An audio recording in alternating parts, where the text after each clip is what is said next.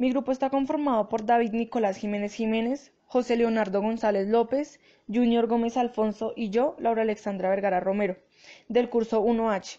Nosotros vamos a exponer la Revolución Rusa de 1917.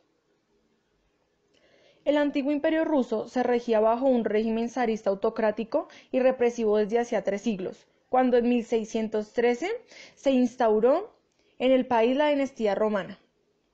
La abolición de la servidumbre promulgada en 1861 por parte del zar hizo que los antiguos siervos se desplazaran a las ciudades, convirtiéndose así en mano de obra industrial.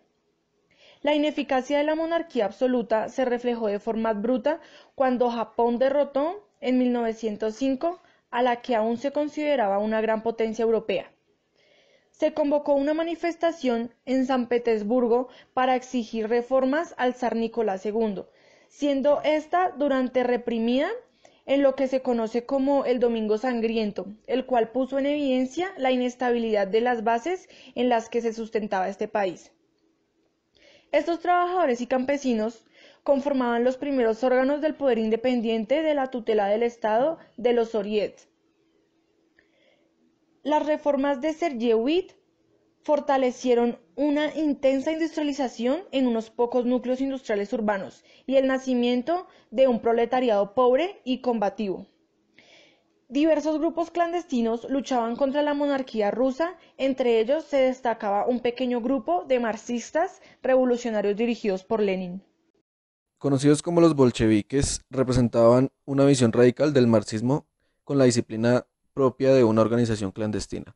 A esto se le unió la impopularidad del zar Nicolás II, que era considerado por la población como el responsable máximo de la catástrofe de la guerra.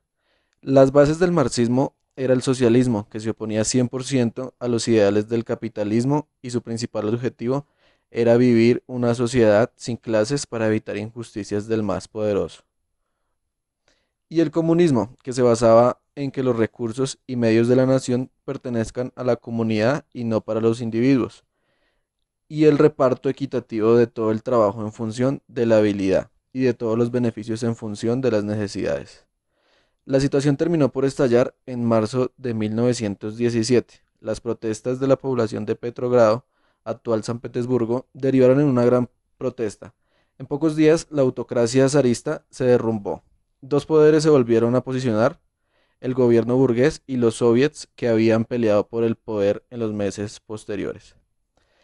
El gobierno profesional quedó en manos de Alexander Kerensky, un socialista revolucionario que mantuvo su compromiso con la ente de la guerra. Solo los bolcheviques parecían tener la respuesta a la crisis general. Su partido controlaba en ese momento el Soviet de Petrogrado. El otro gran líder bolchevique dio la orden de levantar el pueblo de la Guardia Roja, una milicia de soldados revolucionarios controlado por el partido de él. El golpe de estado del 7 de noviembre, el gobierno profesional fue sustituido y sus miembros huyeron y fueron arrestados. Lenin se puso al frente de un gobierno del comisionario del pueblo. El Congreso de los Soviets, reunido en aquel momento, decidió apoyar el golpe del Estado y aceptar el nuevo gobierno. El nuevo ejecutivo aprobó los decretos con los que se buscaba el apoyo de las clases trabajadoras. Decreto de la paz, en el que se proponía a todos los contendientes una inmediata paz, sin elecciones, sin reparaciones. Decreto de la tierra, se estableció la expropiación de los terratenientes y reparto de tierras entre los campesinos. Los bolcheviques solo consiguieron un cuarto de los diputados en una asamblea donde los socialistas revolucionarios eran mayorías. La Guardia Roja disolvió la asamblea el 5 de enero de 1919.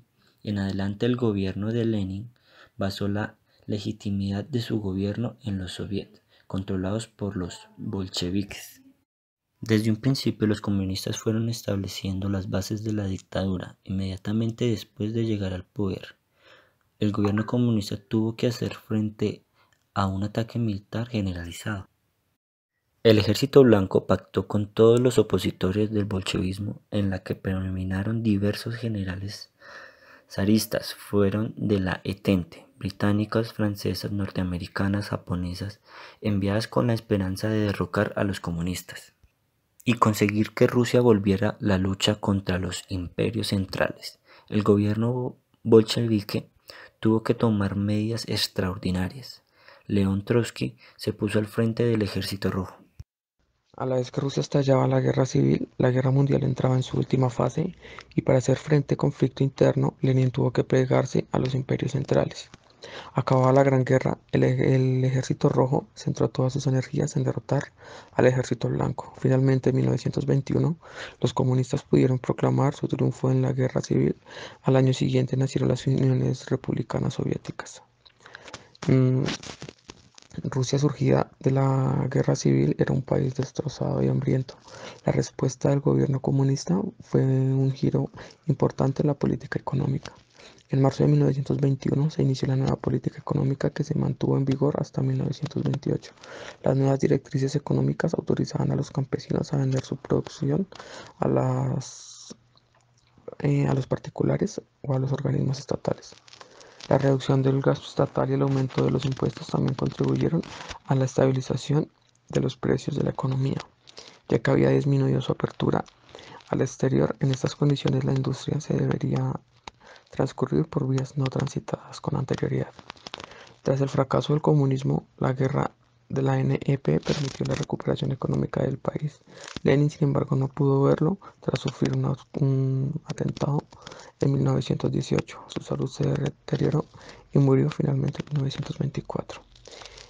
Finalmente, la lucha por la sucesión entre los dirigentes bolcheviques se saldó con el triunfo de Stalin y Trotsky, que tuvo que abandonar el país.